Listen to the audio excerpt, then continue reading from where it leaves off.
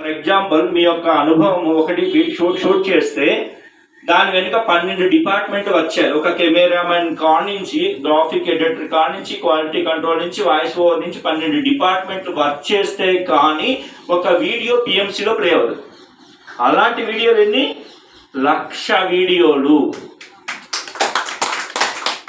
చూడండి, దీని వెనక దాన్ని మనకు తెలియదు కాబట్టి ఛానల్ గురించి ఎవరో ఏదో చెప్పింది మనం అనుకుంటా యూట్యూబ్ ఛానల్ అనుకుని మాట్లాడుతున్నాం.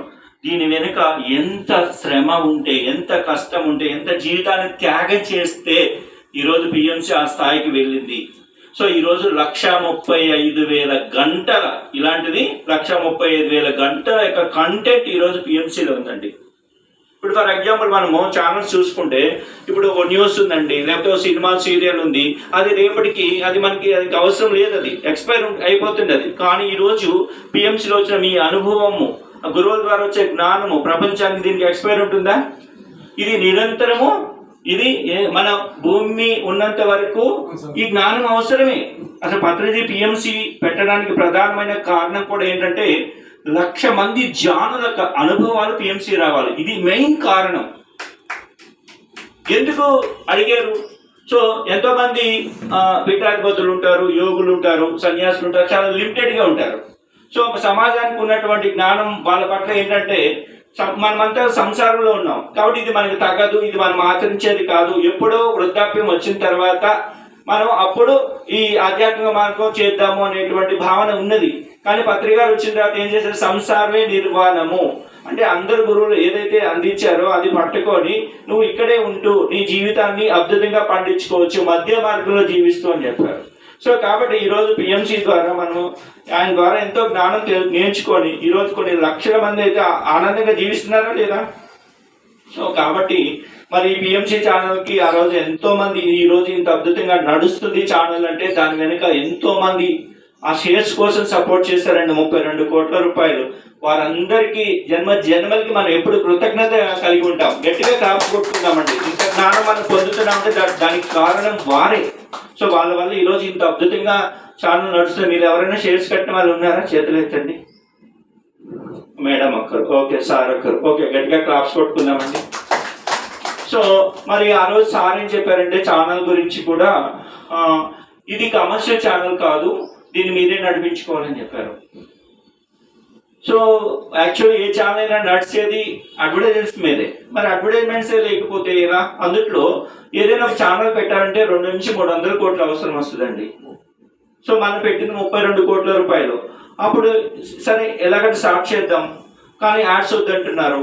మరి ఎలా సార్ అని అంటే, అంతేనయ్యా అన్నాడు. దానికి పరిష్కారం ఏంటని వీళ్ళు అడిగారు. అడిగితేనే వాడు చెప్పాడు, పిఎస్ఎస్ఎం మూమెంట్లోకి కొన్ని కోట్ల మంది వచ్చారు, కానీ 1,00,000 మంది ఉన్నారు స్టిల్. ఒక 1,00,000 మంది కనీసం నెలకు 100, కనీసం నెలకు ఒక 100 రూపాయల నుంచి ఆ పై మీ ఇష్టం ఎంత చేయగలిగితే నెలకి 100 రూపాయలు 1,00,000 మంది చేసుకున్న 1 కోటి రూపాయలు వస్తే 12 నెలలు 12 కోట్లు. సో ఛానల్ ఈజీగా అయిపోతుంది.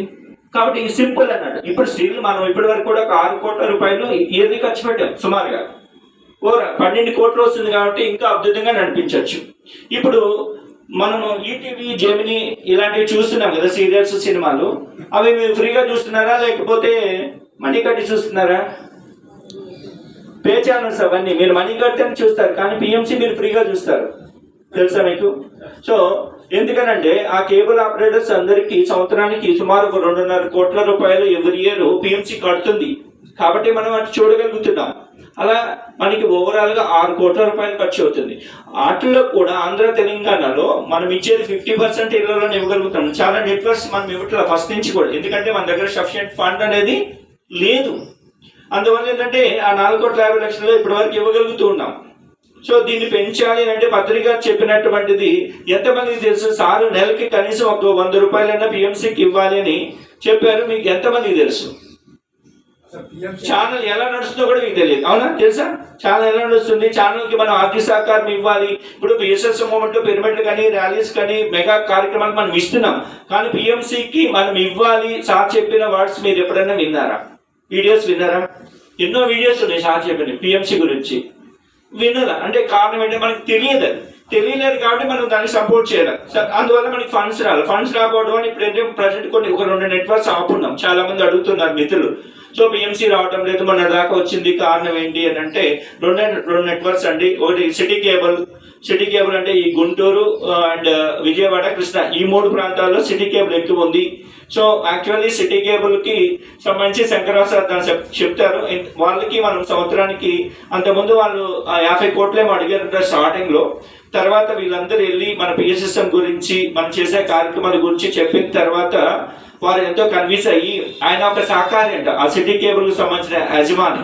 సో మన మూమెంట్ కూడా సహకారానికి సంబంధించింది కాబట్టి విన్న తర్వాత ఆయన ఇన్స్పైర్ అయ్యి దాదాపు 40-50 లక్షలు అడిగిన ఆయన 2,40,000 రూపాయలకి సంవత్సరం అంతా ఇస్తూ ఉన్నాడు. ఆయన గట్టిగా క్లాప్స్ కొట్టుకుందాం. బ్రాండ్ అంబాసిడర్స్ అంటే ఇప్పుడు మనం ఏదైనా టీవీలో ఒక యాడ్ ఇస్తాము అంటే ఒక పెప్సీ అని, కోకో కోలా అని ఎవరినో ఒక యాక్టర్స్ని పెట్టి ప్రమోట్ చేస్తారు కదా.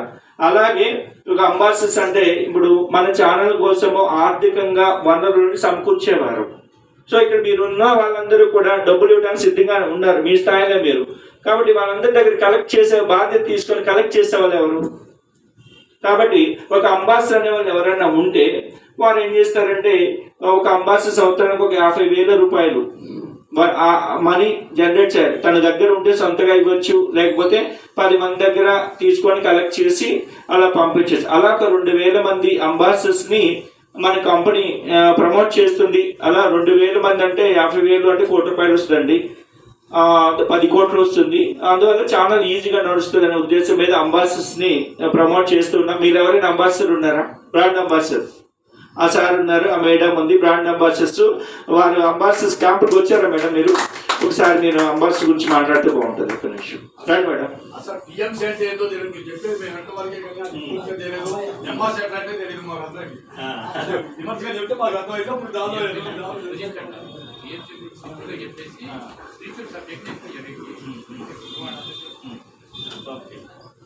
సో అది అలాగా మనం కట్టేటువంటిది అంబాసిడర్ రూపంలో మనం ఇలా కట్టుకోవచ్చు.